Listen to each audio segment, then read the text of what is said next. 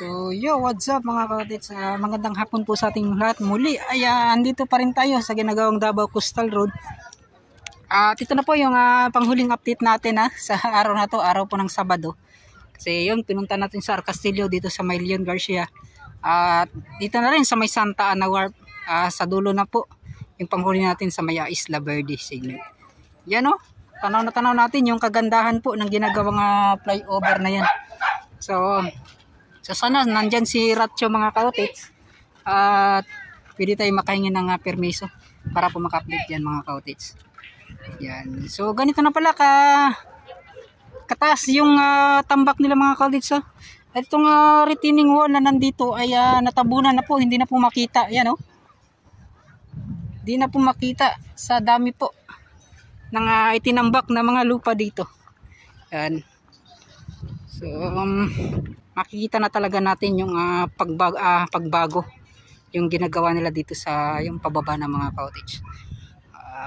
Ito na lang talaga yung hinihintay na matapos at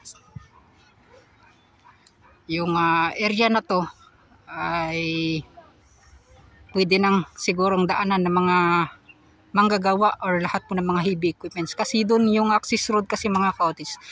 Yung access road sa may ang tawag nito doon sa may Magsaysay Park, yung pagkakaalam po ay tatanggalin po yun. So yung mga heavy equipments, mga manggagawa, so dito na po yan dadaan mga cottage doon.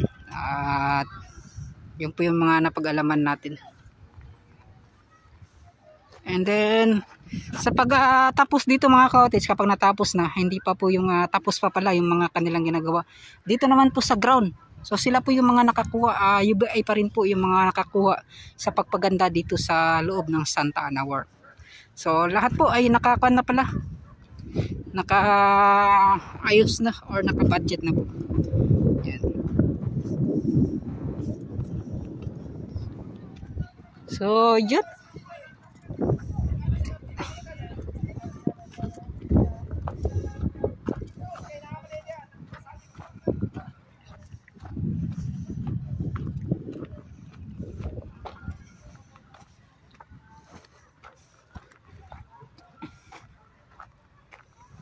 So sa tingin ko mga ka-rich, more on tambak siguro to dito lahat.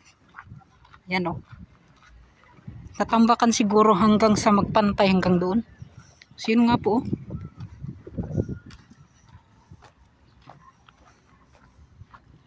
So ito at kita na po na nyo. Dati mga ka-rich, yung pagbalik natin siguro mga week ago na. Mga isa na kasimana kita sa itong pagbalik dito. Pantay pa po yan mga cottage, itong lupa. Wala pa itong mga napakaraming tambak. Yan o.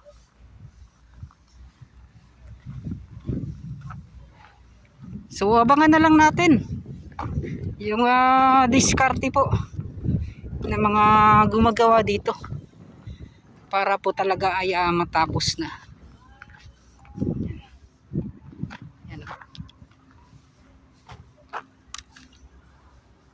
Naka-zoom pala times 2. Ito times 1 lang. Ayan. So may truck na paparating dito mga cottage. Dito po yan siya dadaan.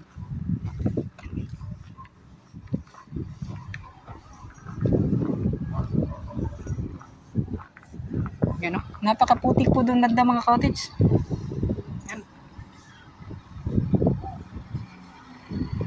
Yan, mixer pala ng parang sa konto, relay. Oh, shout out. So, parang relay yata ito mga cottage. Yan. So, mega shout out. At dito tayo dadaan mga cottage So, ito po yung itsura ng final na talaga ito mga cottage. Final na final.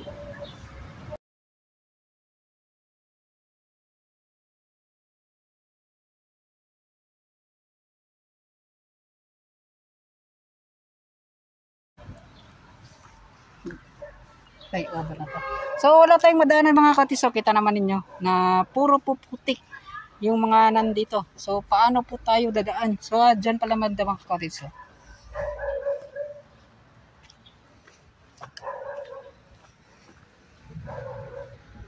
Yan, kasi yun nga po, pagdaan po ng truck, natanggal po yung mga putik na mababasa mga cottage.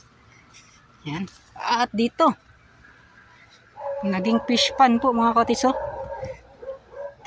Nga po. Si ate. Agi lang ko. Yan, si ate. Lah. Hindi ka nagiro eh. Yan o. So, yun mga cottage dito naman banda. So, tanaw-tanaw po natin yung kagandahan po ng tulay na to. Yan. So, sobrang ganda talaga. Yan. Nag-aaway pa yung mga aso dito mga cottage. At talagang nahirapan tayo. Yan.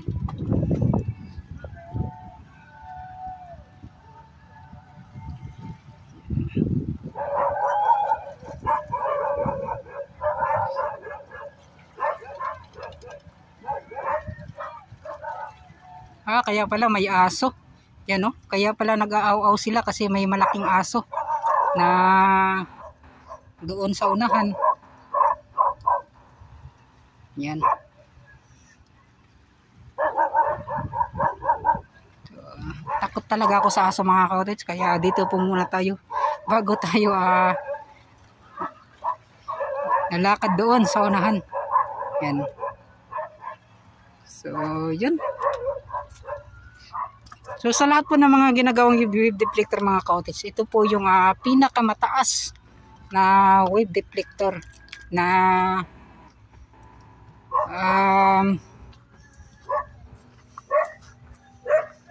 ngayon lang po natin yan makakuha mga cottage. Dito naman banda mga cottage at talagyan po ng semento para po mas maganda talaga. Yan. Kasi yun nga po kaya po may kaya po may labasan dito or hindi po nila hindi po nila isinara yung paggawa po ng wave deflector, kasi yun nga po ay lalagyan po yan nila ng daanan yung sa baba. Yan, hagdanan yan mga cottage. Siguro kapag may yung mga lancha na dadaong, so pwede silang dadaong dito mga cottage. So yun nga po, may labasan po dito. Yan. Boss, nga po. Daga nakagkuha? Wala pa? Wala pa. Nakakomita ba ka dirig mga dako? Wala ka tayo, kaya na naka-vlog. Kana siya? Ang sayang nakuha diri Mamsa. Mamsa, nagiday no? Makatsambahan giday. Naman, daghan man. Bitaw no? Kung sa may pauni mo? Sayon? Napasayan. So, paano rin siguro ka na matimingan lang? Timing. Kana siya kay si Iyag, ako lapo-lapo. Surutihan yun no? So, kani? Dili no? Oo. So, kanto. Makakubit ka boss. Yan. Salamat Yan. So, wala pa daw siyang huli mga cottage. Ngunit yung nakakulay kon daw, yung kulay naka-blue. Yan. So, may nakuha na po daw siya. May nakuha na or nahudi na po daw siyang mamsa. Yan mga cottage. So, dito lang po tayo sa gilid. Napaka-agresibo ng mga aso na yun Alam niyo naman na matakutin tayo. Ano? Yan. So, yung mga cottage at pansin po ninyo, yung dito banda. Wala pang masyadong mga nagsisiuyan na mga lancha kasi nga po ay alas 3 pa po ng hapon. Ay maya-maya mga cottage, yung mga nag-highland hopping. Yan, mapupuno na po ito ng lancha, yung daungan dito mga cottage. So, yun, at dito na tayo kasi wala nang nag-aw-aw. Wala nang mga aso mga cottage. Yan So, may gumagawa pala ng kwan dyan, no?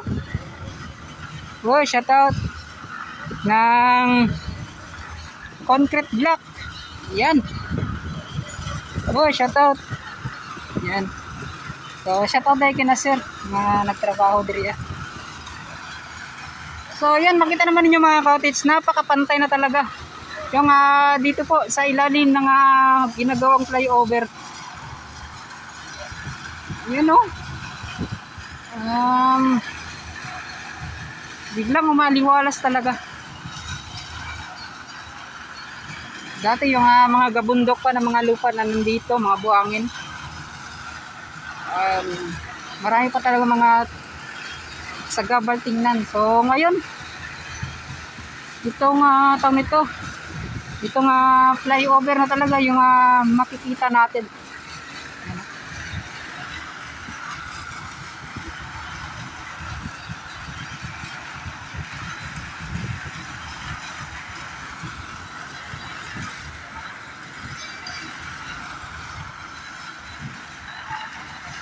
So yun, maraming salamat kina sir. So dito na tayo. Sa palagay ko, itong mga concrete block sa likod ko yung mga cottage, yung pinasilip ko kanina. Lagyan talaga nila ng concrete block siguro. Or ito po ay para doon po sa may tawag nito, doon po sa may Arcastillo. Kasi UBI kasi dito mga cottage, yung mga nagtatrabaho. Yan, may mga mangilan-ngilan na nagsisiuwian mga cottage. Mga nag-island hopping. Yan.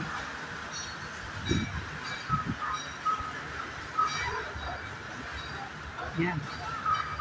So si Chip, yung hapon. Yan.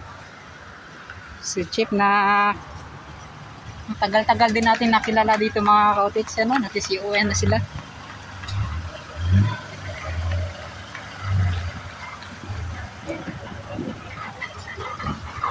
So dito iba rin yung mga gumagawa mga cottage. May gumagawa din ng concrete block. So kanya-kanya silang tawag nito, plastaranan mga cottage or paggawaan ng mga concrete block. Yan. Boy, shoutout. Yan, shoutout ka na sir. Yan, salamat. Yan. So shoutout ka na sir. So, paulit-ulit na lang tayo mga cottage, sina-update natin. Oy, shoutout tayo Glasero Toro. Yan, salamat.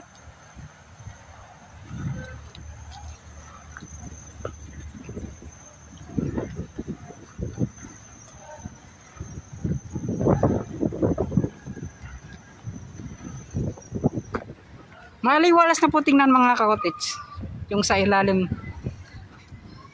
So, pagpaganda na lang talaga yung kulay. Pagpaganda na lang talaga yung kulang para po maayos na po lahat at pwede nang pasyalan dito sa loob po ng Santa Ana Wharf. So wala pang mga disenyo po or ipinakita kung ano po yung mga gagawin po dito. Kung mayroon po ng mga kumbaga mga night market or mga kainan, ganun mga cottage. Yan. So abangan na lang natin sa pagtatapos nito. So 2 years from now, 2025. Yan. So makikita na po yan ninyo mga cottage. Kung ano na po yung mga pagbabago dito sa Davao City. At dito po sa kabaan ng ginagawang Davao Coastal Road. Yan.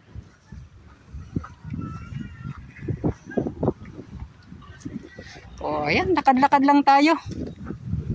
Para maipakita naman sa inyo, para naman maipakita ko sa inyo kung ano po yung meron dito.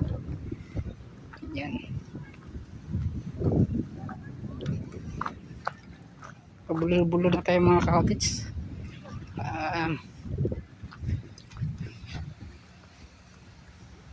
Talaga nakakapagod talaga yung palakad-lakad ka sa kabaan po. Parang exercise na rin sa katawan mga cottage.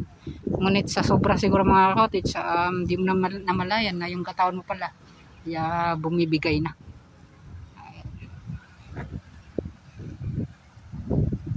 So ito mga cottage, maraming salamat. So hanggang dito na lang. Paalam na po ako sa inyo. So ito try ko mga cottage, idudugtong dito. So baka makakuha tayo ng update dyan sa taas.